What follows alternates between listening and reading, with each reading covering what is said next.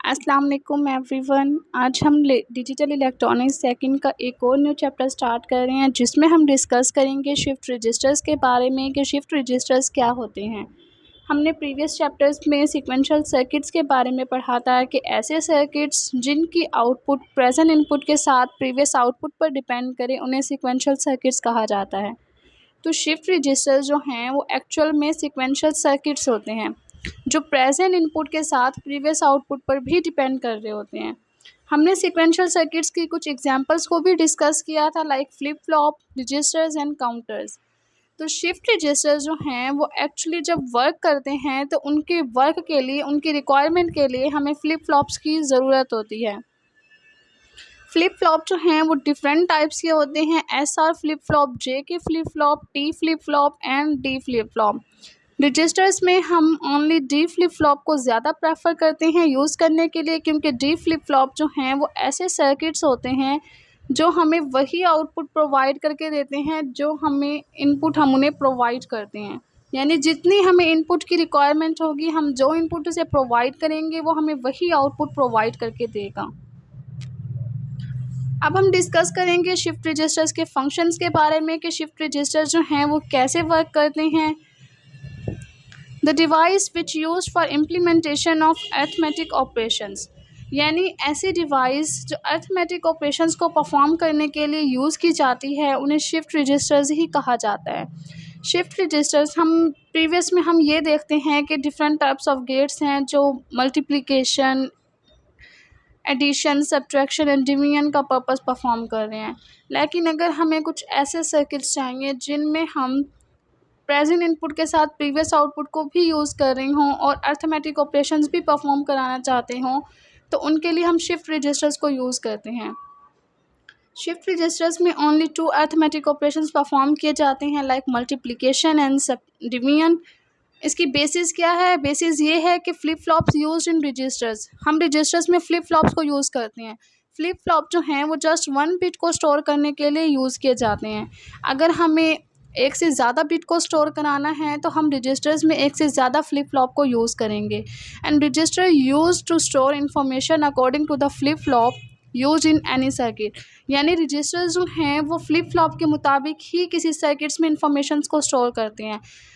Flip flop just 1 bit को store करता है। अगर हमें ये कहा जाए कि हमें 4 बिट को स्टोर कराना है तो हम रजिस्टर्स में सर्किट्स को इस तरह डिज़ाइन करेंगे कि वहाँ पर 4 फ्लिप फ्लॉप्स को यूज़ करेंगे ताकि हम 4 बिट को स्टोर करा सकें।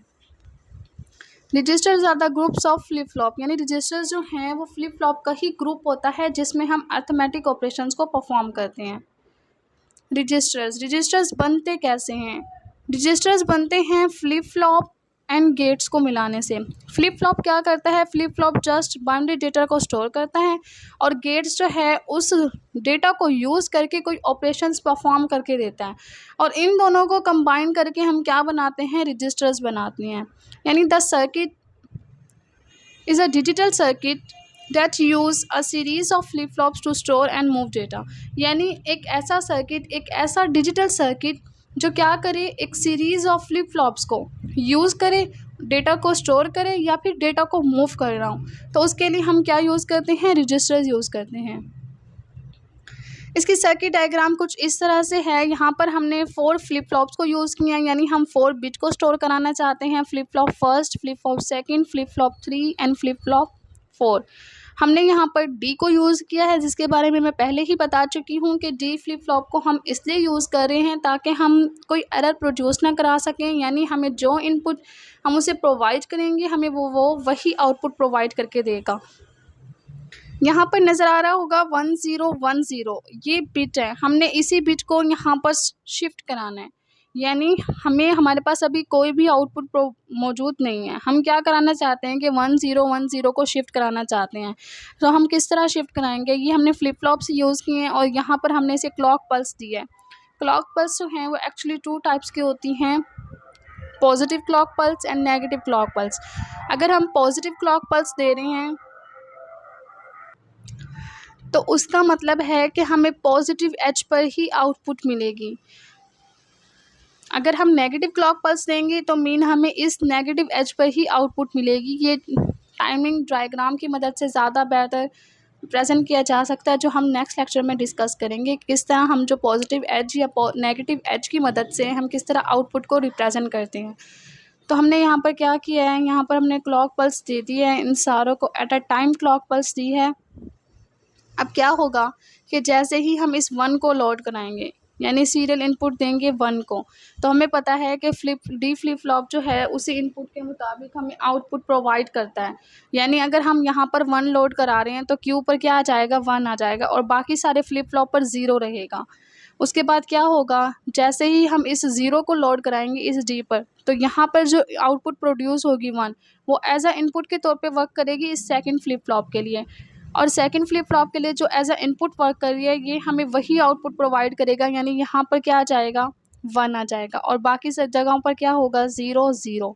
उसके बाद जब हम थर्ड क्लॉक पल्स देंगे तो ये 1 जो है ये यहाँ पर लोड हो जाएगा और ये इनपुट जो होगी वो एज अ आउटपुट के तौर पे वर्क करेगी, तो यहाँ पर 1 आ जाएगा और यहाँ पर जो पहले से ही 1 मौजूद था वो इसकी इनपुट के तौर पे वर्क करेगा और इसकी इनपुट की वजह से यहाँ पर आउटपुट पे 1 प्रोड्यूस हो जाएगा।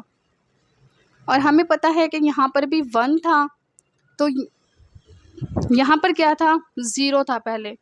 ये 0 जो होगा वो एज अ इनपुट के तौर पर इसके लिए वर्क करेगा और यहाँ पर अगर 0 होगा तो यहाँ पर आउटपुट क्या प्रोड्यूस होगी, 0 होगी, और जो यहाँ पर पहले से 1 मौजूद था वो एज अ इनपुट के तौर पे वर्क करेगा इसके लिए और इसकी इनपुट की वजह से यहाँ पर आउटपुट क्या हो जाएगी, 1।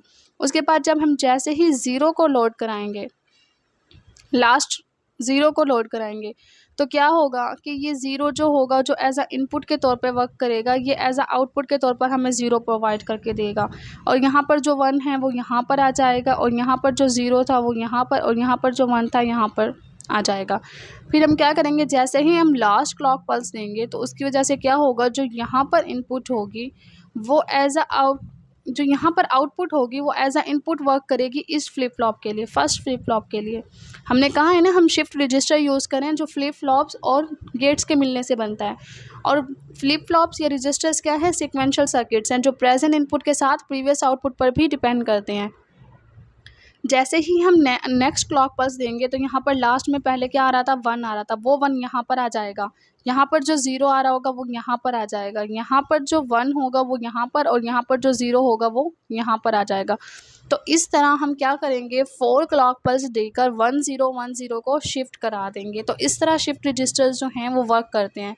इसको मोर डिटेल में हम आगे स्टडी करेंगे कि किस तरह हम बिट्स को शिफ्ट कराते हैं शिफ्ट रजिस्टर्स की मदद से।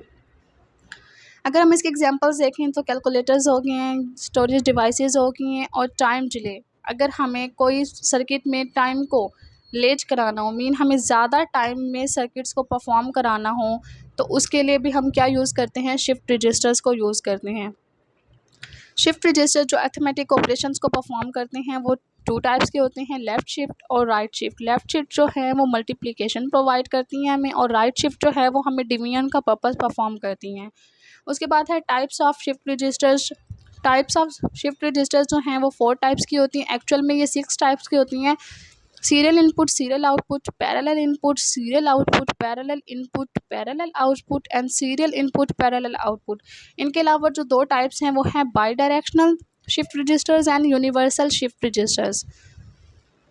तो ये था हमारा आज का टॉपिक। नेक्स्ट टॉपिक में हम डिस्कस करेंगे शिफ्ट रजिस्टर्स की टाइप्स के बारे में कि सीरियल इनपुट सीरियल आउटपुट में हम कैसे शिफ्ट रजिस्टर्स को वर्क करा सकते हैं, या पैरेलल इनपुट पैरेलल आउटपुट में हम कैसे वर्क करा सकते हैं, या बाई डायरेक्शनल शिफ्ट रजिस्टर्स को कैसे यूज़ किया जाता है।